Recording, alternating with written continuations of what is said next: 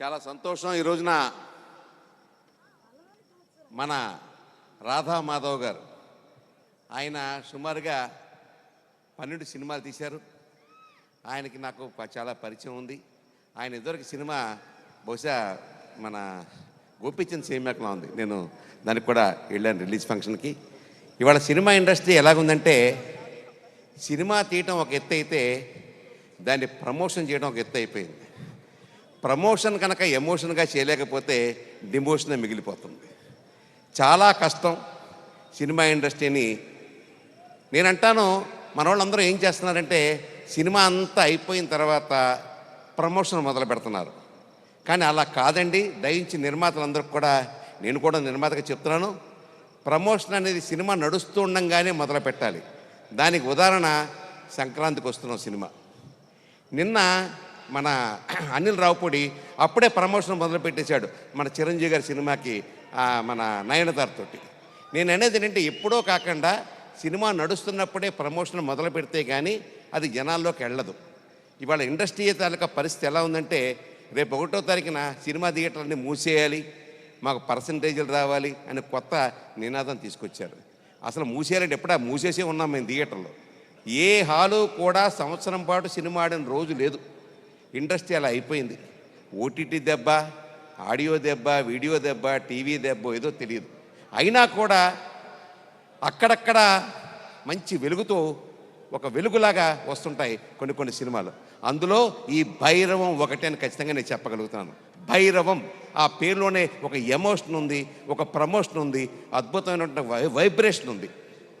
మన శ్రీను, అల్లుడు శ్రీను పేరుతోటి అద్భుతమైన పేరు తీసుకొచ్చి మన బెల్లంకోట శ్రీనివాస్, అలాగే మన నారా రోహిత్ గారు. నారా అంటే తెలియక్కర్లేదు, నారా చంద్రబాబు నాయుడు గారు, నారా రోహిత్ గారు చెప్పాల్సిన పని లేదు. ఆయన, అలాగే మన మంచు మనోజ్ అంటాను నేను, మంచు మనోజ్. ఇలా ముగ్గురు తోటి ఇవాళ ఈ సినిమాలు ఇప్పుడే నా పక్కన కూర్చొని చెప్తున్న అమ్మాయి డైరెక్టర్ శంకర్ గారు అంటే మీకు తెలుసు, జెంటిల్మెన్ లాంటి సినిమాలు తీసినటువంటి అద్భుతమైన సినిమా డైరెక్టర్ శంకర్ గారి కుమార్తె ఈ సినిమాలో హీరోయిన్గా యాక్ట్ చేస్తూ ఉంది. ఆ అమ్మాయి పేరు అతిథి ఇప్పుడు మీ అందరూ చూడబోతున్నారు. అటువంటి వాళ్ళందరినీ పెట్టుకునేసి ఉగ్రం నాందితో పలికి ఉగ్ర రూపం చూపించి ఇవాళ భైరవంతో రాకొస్తున్నటువంటి ఆ డైరెక్టర్ గారిని కూడా నేను మనస్ఫూర్తిగా అభినందిస్తున్నాను. ఖచ్చితంగా సినిమా ఆడాలంటే ప్రమోషన్ కావాలి. ఇవాళ నుంచి ఇంకా మీకు 13 రోజులు టైం ఉందండి. రాకెట్కి లాంచింగ్ కంటే టైం డౌన్ అయినట్టుగా మీరు లెక్క పెట్టుకోండి. ఎక్కడికక్కడ ప్రమోషన్ బాగా చెయ్యండి. చేసినప్పుడు ఖచ్చితంగా థియేటర్లకు జనాలు వస్తారు. మా పని ఎలా ఉందంటే, థియేటర్ల పరిస్థితి వాల్ పోస్టులు వేస్తాం, అన్నీ వేస్తాం, మార్నింగ్ షో డబ్బులు రావు, మార్నింగ్ షో జనాలు ఉంటలే. అలాంటి పరిస్థితుల్లో ఇంత బ్యాడ్ టైంలో మళ్ళీ ఈ సినిమాకి ఇండస్ట్రీకి ఊపిరిపోయడానికి ఈ ముగ్గురు హీరోలతో వచ్చే సినిమా అద్భుతమైనటువంటి విజయం సాధించాలని చెప్పి నేను మనస్ఫూర్తిగా కోరుకుంటూ, మళ్ళీ మా రాధా గారికి మరొకసారి నేను ధన్యవాదాలు చెప్పుకుంటూ, I wish all the best again and again. అలాగే మా మినిస్టర్ గారు, సినిమాటోగ్రఫీ మినిస్టర్ గారు, నేను సినిమాటోగ్రఫీకి ఎఫ్డీసీ చైర్మన్గా కూడా చేశాను. ఈ సినిమాలో ఉన్న కష్టాలేంటో నష్టాలేంటో అన్నీ తెలుసు. ఇందాకే నాకు ఒక సభలో మా నాన్నగారి శత జయంతి ఉత్సవాలు జరుగుతున్న వైమెత్యాల్లో, అక్కడ సభలో అనౌన్స్ చేశారు, నంది అవార్డ్స్ ఇస్తామని చెప్పేసి. గట్టిగా అందరూ చప్పట్లు కొట్టండి. నంది అవార్డులు మర్చిపోయాం మనం. సినిమాకి నంది అవార్డులు ఇస్తామని చెప్పి మినిస్టర్ గారు మాట ఇచ్చారు.